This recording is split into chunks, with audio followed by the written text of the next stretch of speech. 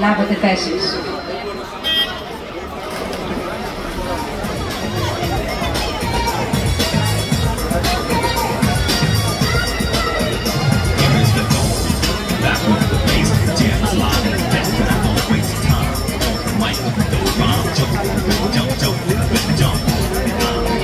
Απονομή στα 200 μέτρα ύπτιο νέων γυναικών.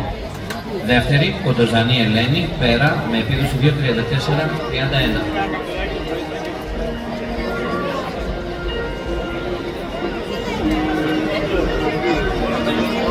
Και στην πρώτη θέση, Ψωμιάδη Θεοδώρα Δέσποινα, Ποσειδώνας Εκκλησίων, με επίδοση 2.26-16.